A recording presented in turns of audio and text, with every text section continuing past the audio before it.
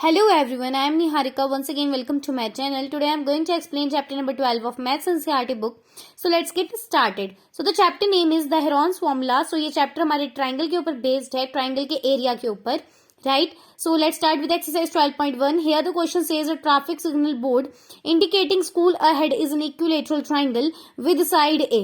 Find the area of the signal board using Heron's formula. If its perimeter is 180 cm, what will be the area of the signal board, right?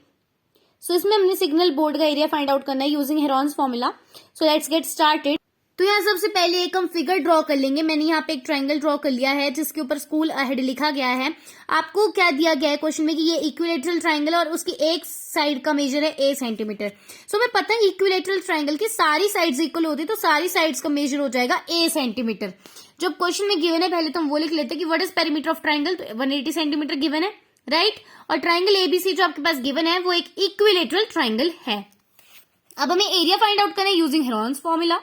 ठीक है, सबसे पहले हम क्या लिख लेंगे कि इक्विलेटरल ट्राइंगल की सारी साइड्स इक्वल होती है तो सभी का मेजर हो जाएगा ए सेंटीमीटर. अब फर्स्ट ऑफ ऑल हमें ए की वैल्यू चाहिए होगी तो उसके लिए हमें पहले पता होना चाहिए वैसे पेरीमीटर ऑफ ट्राइंगल होता क्या है, सम ऑफ ऑल साइड्स. तो पहले हम लिख लेंगे perimeter of triangle is equal to sum of all sides. Sum of all sides के नीचे हम तीनों साइड्स का सम कर लेंगे. पेरीमीटर के नीचे हम लिख लेंगे 180 सेंटीमीटर जो आपको क्वेश्चन में पहले से गिवन है. अब देखो a प्लस ए कितना हो जाएगा, 3 टाइम्स ए है तो 3a बन जाएगा. ये इज इक्वल टू 180, राइट. अब a की वैल्यू चाहिए. a के साथ 3 क्या था, मल्टीप्लाई में था LHS में, तो RHS में मूव करते ही वो डिवीजन फॉर्म में आ जाएगा और डिवाइड होने के बाद हमारे पास a की वैल्यू आ जाती है 60 सेंटीमीटर, राइट. नाउ बेसिकली आपके फॉर्मूला होता क्या है इसका, root S multiply by S minus A, S minus B, S minus C. A B C तो आपकी ट्राइंगल की साइड्स है, बट ये एस क्या है, एस बेसिकली आपके पेरीमीटर का हाफ होता है. तो उसी को पहले हम फाइंड आउट करते हैं. तो S is equal to half of the perimeter. Perimeter कैसे निकलता है, सम ऑफ ऑल साइड्स. तो ऊपर हमने सम ऑफ ऑल साइड्स लिख लिया है, A plus B plus C. Sum of all sides कितना था हमारे पास, 180 जो हमें क्वेश्चन में पहले से गिवन है. 180 का जब हमने हाफ किया तो हमारे पास 90 डिग्री आ गया, मतलब 90 आ गया. तो यहाँ पे एस की वैल्यू 90 हो जाएगी. बस आपको इतना पता होना चाहिए कि एस क्या है, half of the perimeter, right. Now अब हम सॉल्व करते हैं. जहां जहां एस लिखा है वहां हम 90 90 90 पुट करते जाएंगे. ए बी सी पे क्या आ जाएगी, ट्राइंगल की तीनों साइड की वैल्यू. सिंस हमें पता है ये इक्विलेटरल ट्राइंगल है और हमने ए की वैल्यू क्या निकाली थी, 60 सेंटीमीटर, मतलब सभी साइड्स की वैल्यू 60 है तो सारी साइड्स की जगह पे हम 60 60 लिख देंगे. नाउ अब इसे सॉल्व करते हैं. 90 मल्टीप्लाई बाय 90 माइनस 60 कितना होता है, 30. यहाँ पे भी सेम 30, यहाँ पे भी सेम 30. तो हमारे पास ये बन जाता है term 90 multiply by 30 multiply by 30 multiply by 30. Now C, इन चारों को जब हम मल्टीप्लाई करते हैं तो हमारे पास टर्म आ जाती है 243, साथ में 4 जीरोस, राइट. मल्टीप्लाई करके हमारे पास ये टर्म आ रही. अब इसकी देखो आपको फैक्टराइजेशन करनी पड़ेगी, राइट. फैक्टराइजेशन करने के लिए मैंने यहाँ पे पहले तो प्राइम फैक्टराइजेशन का मेथड यूज किया है. 2 4 3 1 2 3 4 जीरोस आपने लगा देनी है. पहले मैंने इसे 9 की टेबल से काटा है, ठीक है. सो 9 2 जा, मतलब 9 की टेबल में ये डिजिट कहाँ पे आता है, 2,70,000 पे.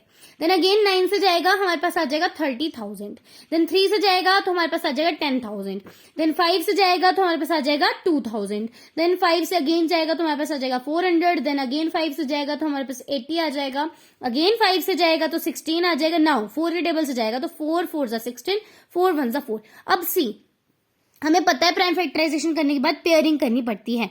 तो यहाँ पे जो सेम डिजिट्स हैं हम उनके पेयर लेंगे, राइट. जैसे 9 का पेयर मिल गया, 3 का पेयर नहीं है तो 3 को भी हम ऐसे ही रहने देते हैं. 5 का पेयर मिल गया, 5 को भी ऐसे कर लेंगे. अगेन 5 का पेयर मिल चुका है, लास्ट में हमें 4 का पेयर भी मिल जाता है.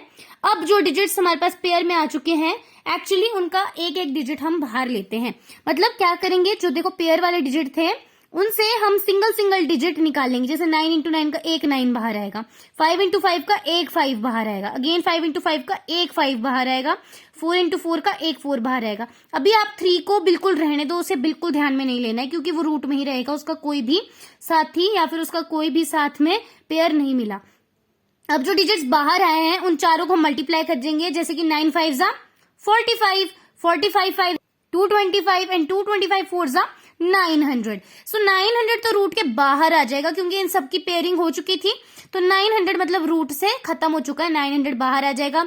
अब जो सिंगल डिजिट जिसका कोई पेयर नहीं मिला था वो रूट में रह जाएगा, मतलब 3 अंडर रूट में ही अभी रहेगा। तो हमारे पास यही सॉल्यूशन आ जाएगा 900√3 सेंटीमीटर स्क्वायर। स्क्वायर क्यों लगा सेंटीमीटर के साथ? क्योंकि ये एरिया के यूनिट्स होते हैं, राइट। आपने यूनिट्स कभी भी गलत नहीं लिखने हैं, नहीं तो पेपर में इसके भी मार्क्स कटते हैं। So this was the first question of this exercise. If you like my videos please subscribe my channel. Till then bye bye.